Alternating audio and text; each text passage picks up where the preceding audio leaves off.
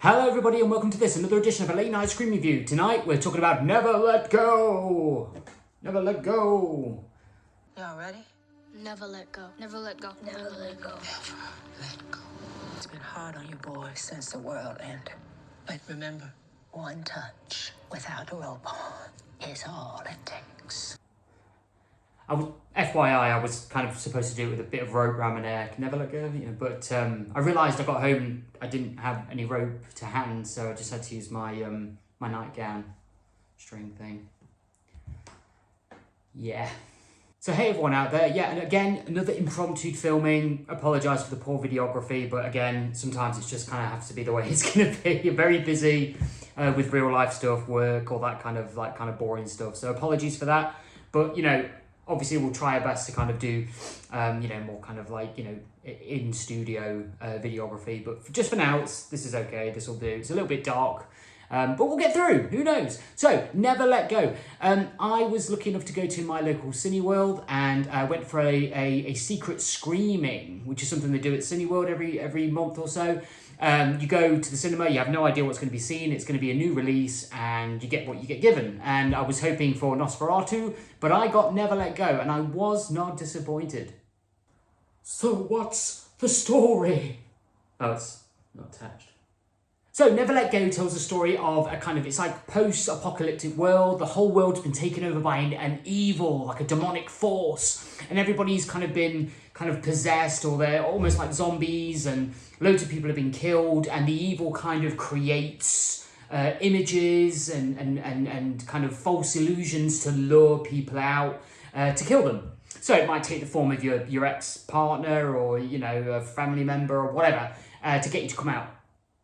This story centers around a mother and two children that are the last vestiges of humanity, and they're out in the middle of the nowhere in the woods, far away from everybody, and it's just a mother and their two young children, and it's how they live there on a day-to-day basis, trying to survive. They go into the woods, the nearby woods, to forage for animals, berries, things like that. But whenever they go out, and they can only go out in the daytime, they have to be attached to the house via a rope. And if the rope breaks and the evil touches them, that's it. They are done for, they are possessed, potentially murdered. So you must never, ever let go. So what did I think of the movie? Taking that off now. It's sweaty. Ugh. So the film, directed by Alexandre Ajar, I think that's how you pronounce it. Apologies for the bad pronunciation. And is released in all major theatres on the 27th of September in England, as far as mine. Yeah. So it stars Halle Berry in what I would consider to be a pretty standout performance. I mean, we don't see that much from Halle Berry anymore, and I think it's a massive shame because she's an absolute star. She's fantastic in everything she's been in, and I've always really loved her. I think she's also a co-producer on this movie.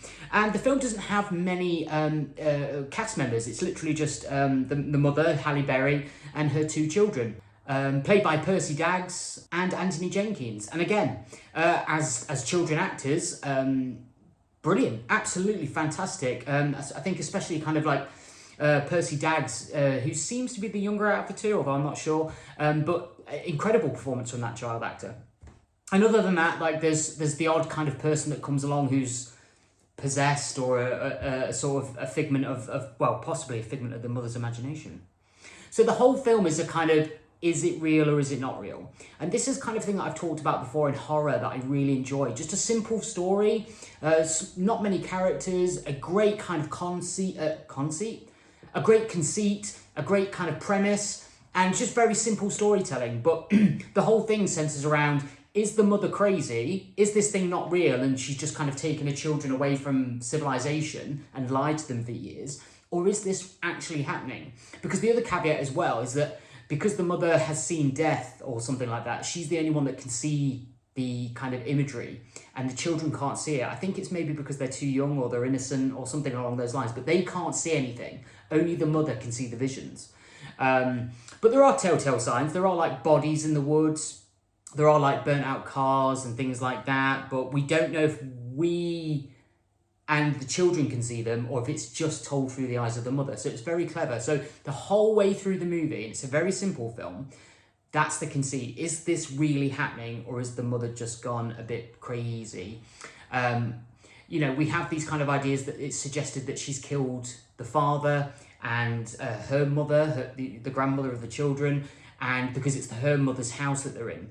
And because the house was built, I didn't really quite understand it, but I think because the house is built on sacred ground, or it's made out of sacred wood, and it's done with love because it was hand built by the family, the mother's family way back when, that if you tie a rope to the foundations of the house, you are protected from the evil. And so they can wander only as far as their ropes can stretch, and their ropes only go, you know, so many yards into, so many hundred yards into the woods, so that they can forage and things like that. Because again, they're isolated, so they're just drinking rainwater, they're collecting berries, fruits, they're hunting animals, killing animals. And the film just is a very nice, slowly ticking by kind of movie. But again, standout performance by Halle Berry. You're totally gripped. You believe the world that they're setting. You believe her. She's very convincing.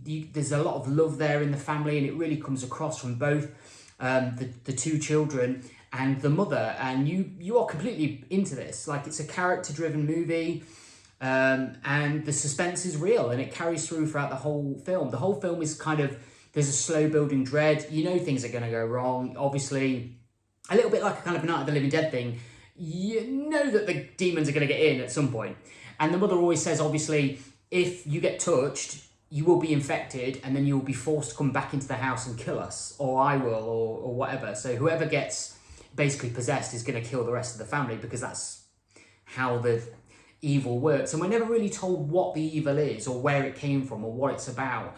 It kind of behaves like the devil, so it tricks you, it possesses you, you're then evil, and you do horrible things. And again, it's like it's a post-apocalyptic movie. And I don't want to do any spoilers to the ending in terms of what the truth is. I really want you to go see this for yourself, because I really enjoyed this movie. There's nitpicks, there's always nitpicks, it's me, that's what I'm like. But like, for me, again, this film is what I always want from horror. I just want a very simple, very well-told story, very character-driven, very grounded, on the level, and I want it to keep me guessing the whole time and keep me on my toes, and this film did all of that. I highly recommend this movie. It comes out, I think, tomorrow, no, 2 days' time. If you're a horror fan, if you're somebody that wants to go see something at the cinema that is going to kind of grip you, and you're going to enjoy the ride, and just, you know, you're going to like fear for these characters. Oh my God, what's going to happen next? Then I highly recommend you go see this movie. You will be highly entertained. You're going to see some gross, creepy stuff, some interesting imagery. Nothing, you know, I will say that nothing too out there. You know, it's again, it's a very grounded story, and it's I guess a kind of low budget. I think it was only like done for 40 million, but I'm not 100% sure on that number, so don't quote me. But it seemed like a very low budget movie. So the effects, the creatures, the gross monster, the gore, all that kind of stuff is fairly low key. But again, I'm one of those people that firmly believe you don't have to have a whole horror show. You don't have to have complete gore, people being ripped in half, in order to be scared by a creature, an entity, whatever. Like, you don't need that. And this film does that really well. It skirts that line really well. So if you're somebody that's just a bit like, I don't like too much gore, or you know, this film is another film for you. You know, you're still going to take a lot away from this movie, and you're still going to get a lot back from this film. I was highly entertained. I was on the edge of my seat. I was guessing, is it, isn't it? Or, well, I saw that thing in the background. What's that mean there? And it does that all the way through really successfully. My only downside, I think, is the last half, the last third of the movie, which is basically the ending. I think, like, it's a bit cheesy in terms of like the final reveal, and then the kind of showdown, and that's all I'll say, is kind of fairly stereotypical of a horror movie. So it's not the strongest ending, but it's not a terrible ending. And I was satisfied because I kind of got, I guessed what was going to happen, but it did it in a slightly different way than I was expecting. So it was good. And there's a final shot where the camera pans very slowly into a photograph. One of the boys takes a photograph of himself, and you see something in the photograph that wasn't there when he took the photograph. And it gave me chills. And that was like one of the final shots of the movie. So ultimately, I was thoroughly entertained. It was well acted, well paced. The creeping dread was going throughout, and then there was a creepy shot right at the end. Just a nice little just a little bit of something, just to leave you to ponder about when you drive on when you're driving on the way home or trying to fall asleep, which I struggle to do. So yeah, it's a high recommend for me. I really enjoyed this movie. Go out there, see it at the theatres. It's out in 2 days.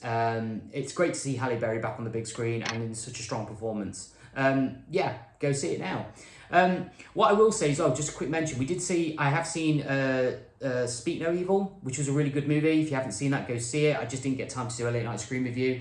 And I've also seen The Substance, which is a really weird, creepy, kind of very different, psychological, weird, freaky horror film, a la Poor Things. So if you like more kind of arty horror and weird, twisted body horror stuff that's going to mess with your head, go see that movie, because that was another high recommend. So definitely Speak No Evil and The Substance are 2 other films that you should be seeing in cinemas right now.